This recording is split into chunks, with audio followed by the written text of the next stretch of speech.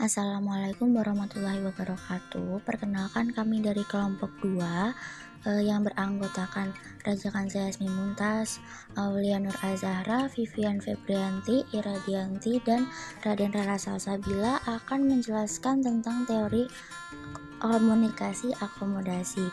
Berikut penjelasannya.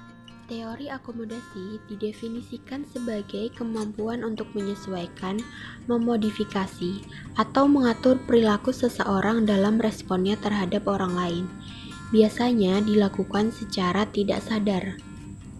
Nicholas Copeland menyatakan bahwa akomodasi dilakukan karena adanya dua tujuan utama, yakni mencari ketertarikan sosial dan mencari efisiensi atau efektivitas komunikasi. Teori ini dikemukakan oleh Howard Gilles dan koleganya berkaitan dengan penyesuaian interpersonal dalam interaksi komunikasi. Hal ini didasarkan pada observasi bahwa komunikator sering kelihatan menirukan perilaku satu sama lain. Akomodasi dapat terjadi pada berbagai gaya dan fitur dalam komunikasi. Misalnya kecepatan berbicara, berhenti berbicara untuk sementara, pengungkapan diri, postur tubuh, dan sikap. Sementara teori akomodasi komunikasi tidak fokus pada makna di balik fitur komunikasi tertentu, melainkan kesamaan dan perbedaan antar pembicara dan pendengar. Jadi, inti dari teori akomodasi ini adalah adaptasi. Bagaimana seseorang menyesuaikan komunikasi mereka dengan orang lain. Teori ini berpijak pada premis bahwa ketika seseorang berinteraksi, mereka menyesuaikan pembicaraan, pola vokal, dan atau tindak tanduk mereka untuk mengakomodasi orang lain. Nah, untuk penjelasan ini ada 3 tahap beradaptasi. Yang pertama ada konvergensi, yaitu Gilles, Nicholas Copeland, dan Justin Copeland mendefinisikan konvergensi sebagai strategi di mana individu beradaptasi terhadap perilaku komunikatif satu sama lain. Yang kedua ada divergensi, yang merupakan strategi yang digunakan untuk menonjolkan perbedaan masing-masing komunikator baik secara verbal maupun nonverbal. Yang ketiga ada akomodasi berlebihan, yaitu label yang diberikan kepada pembicara yang dianggap terlalu berlebihan oleh pendengar. Nah, jadi konvergensi sendiri itu adalah sebuah perilaku saling meniru. Ini biasanya ditunjukkan untuk membuat pembicara lebih disukai oleh lawan bicara mereka. Ketika orang melakukan konvergensi, mereka bertumpu pada persepsi mereka mengenai pembicaraan atau perilaku orang lain. Selain persepsi yang dihasilkan dari komunikasi terhadap orang lain, konvergensi pun didasarkan pada ketertarikan. Yang kedua, yang divergensi tadi itu adalah ketika di mana tidak adanya usaha dari para pembicara untuk menunjukkan persamaan di antara mereka, atau tidak ada kekhawatiran apabila mereka tidak mengakomodasi satu sama lain. Misalnya aksen, kecepatan, kerasnya suara, kosakata, tata bahasa, suara, gerak tubuh, dan fitur-fitur lainnya. Tetapi perlu adanya perhatian bahwa divergensi bukanlah dalam pengertian bahwa tidak adanya kepedulian ataupun respon terhadap komunikator lain. Nah, yang ketiga itu ada akomodasi berlebihan. Misalnya, contohnya ketika berbicara dengan manula, seseorang menggunakan suara yang keras dengan perkataan yang diulang-ulang, padahal belum tentu sikap ini dihargai oleh manula tersebut.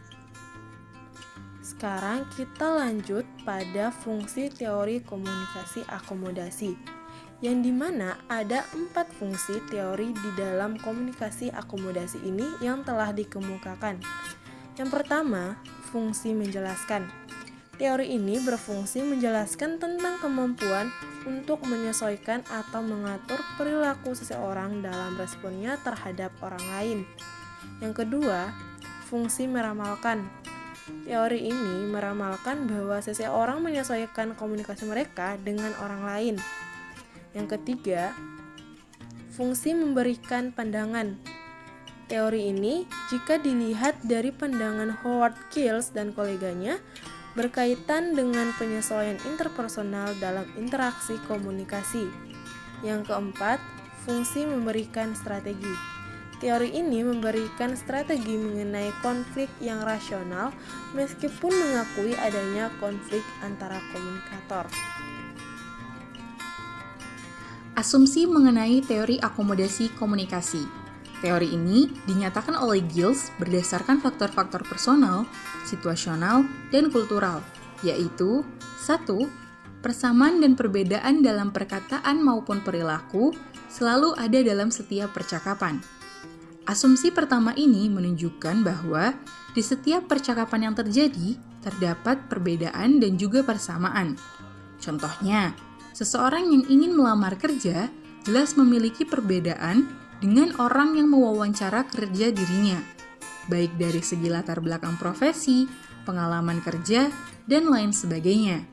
Namun, di sisi lain, mereka juga memiliki persamaan, yaitu sama-sama memiliki ketertarikan bekerja di perusahaan tersebut. Yang kedua, cara kita mempersiapkan sebuah percakapan maupun perilaku akan menentukan bagaimana kita mengevaluasi sebuah percakapan. Asumsi kedua ini juga berputar pada persepsi dan evaluasi. Teori akomodasi ini mempunyai hubungan dengan bagaimana mempersepsikan dan mengevaluasi apa yang terjadi dalam sebuah percakapan. Kita selalu mempersepsikan perkataan maupun perilaku orang lain di dalam percakapan. Namun, kita tidak selalu mengevaluasi percakapan tersebut. Contohnya, saat kita menyapa seseorang yang kita kenal di jalan, lalu berbasa basi. Hal itu biasanya tidak disertai evaluasi percakapan. Namun berbeda jika kita mendengar sesuatu dari orang tersebut, yang misalnya sedang mengalami kesusahan. Dari hal itu kita bisa menentukan untuk merespon dengan menunjukkan rasa simpati, senang, kecewa, sedih, atau dukungan kita dengan melakukan gaya akomodasi komunikasi.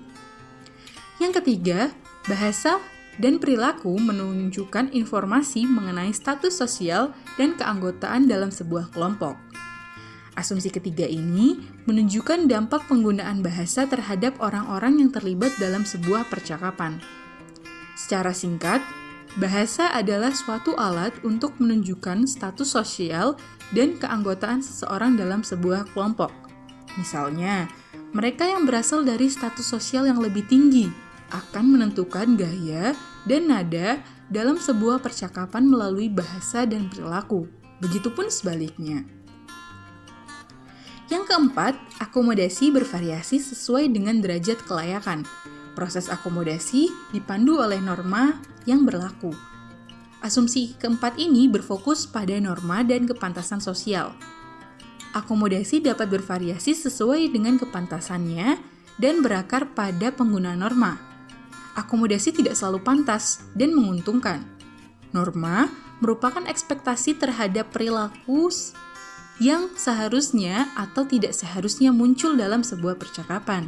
Contohnya, ketika seorang cucu sedang berbicara kepada kakeknya, bila dilihat melalui norma, seharusnya yang lebih muda menghormati dan patuh kepada yang lebih tua.